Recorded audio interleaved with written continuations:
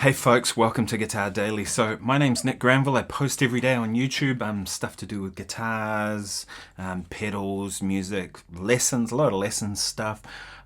So yeah, welcome and thank you for tuning in today. So today what I thought I'd talk about is the Fractal FM9 versus the FM3 and who should consider what under which purposes. I actually own both of them now, and the reason I did that was that I wanted one that was a more portable one and one that was for the studio, because I'm a working professional musician. This is what I do, so I needed both options, but not everybody does, so I'll go into some of that in a bit of detail today. So here's the FM3. So when I ordered this, I started thinking, oh gee, how am I going to get on with only 3 switches? That was one of my concerns, right? But with toggling, I can actually go 2 scenes on here, so say a clean and a crunch. So clean and then switch it again and goes to crunch, goes back to clean. On this one I'll have a lead tone and then say a tremolo on the other side, and then on this one I'll have, I don't know, like a phaser and then maybe a clean or a delay or whatever, and if I hold this one it goes to tuner. This one here, if I hold it, takes me to scene 8, which is on my one set up to be a sort of a clean, no reverb, funky kind of sound, and then the next one is like mega delays, they go blah, blah, crazy, all that stuff. So actually, this works really well for live stuff just with that. I do miss the tap tempo button. Does it sound as good as the FM9? Pretty much the same, right? They're all the same sort of amp models, all that sort of stuff. So where does the FM9 fit into this, right? If you can do all that stuff with this, why would you get an FM9? The thing with the FM9 is you can see it's twice the size. It's absolutely massive. This is like 1/2 of it without the switches. So if you're someone who needs a lot of switches, then the FM9 is the way to go, right? There is a way you can do it with the FM3, but like I said, it requires like double presses and tap and holds, and that may be a nuisance for some people. Are you someone who uses a looper a lot? If you are, then buy the FM9, because having the extra switches is super handy. Are you somebody who teaches? I've actually found this super useful to have as a teaching device. And the main reason is it's got 2 inputs and you can run 2 amp models. So what I do is I have a signal chain for me and a signal chain for the student. And they're exactly the same. But the difference is, say they come in with a Strat and I'm playing a humbucker guitar. My guitar will just obliterate them. In terms of volume, it's quite significantly louder. So what I do is I boost their channel up so that now we're balanced, and that works really well. If they want an overdrive sound to kind of work on a lead tone for something, then I can do that, and I can go, okay. And it makes a big difference to students, I've found. If they have the right kind of tone, they play the right kind of way, right? So if you're teaching, then I'd say the FM9 is the way to go. What if you're someone who never ever gets out and gigs?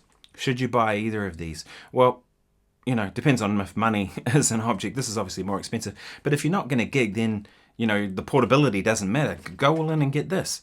Or even better yet, get an AXFX3 or something like that. Go all in.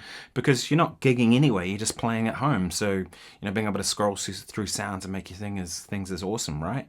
Are you someone who does a theatre show gig? If you do that, then this is the way to go for sure. More power, more switches, more sounds. And on those theatre shows, what I find is I need a lot of different sounds.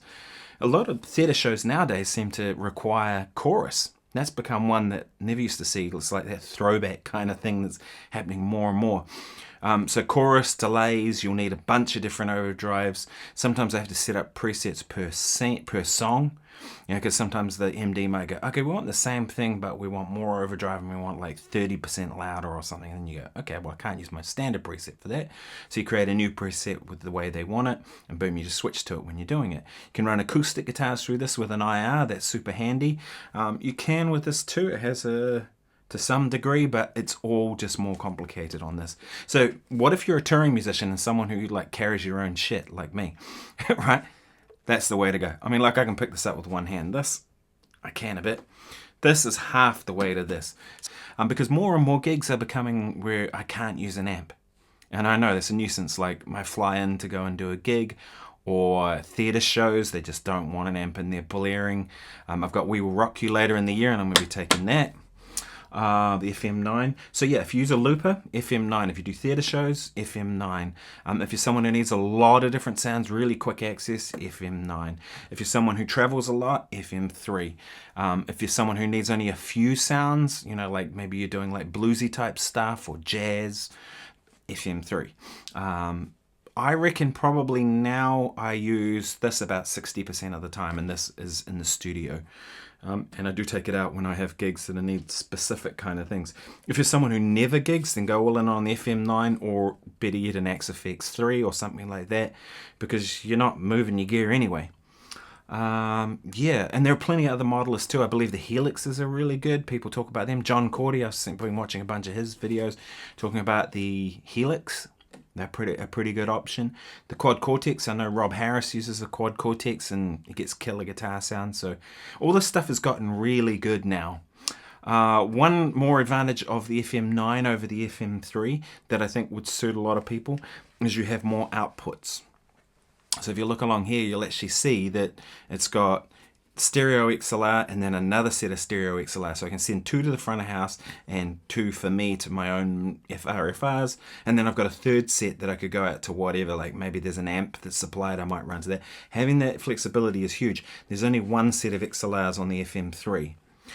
There are jack outputs, you can do that, but maybe if that's something you think you're going to need, then do that. If you're teaching, FM9 is the way to go.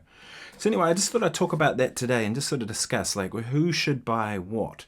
I'm lucky to have both. I consider myself lucky because these are tools. I use this stuff every day, all of it. Yeah, if you like what you've seen here today or you have any questions about the stuff, leave them in the comments below. Hopefully I can answer your questions. And thanks so much for watching. I really appreciate you tuning in. I'll see you tomorrow. I'm here every day on YouTube. Thanks.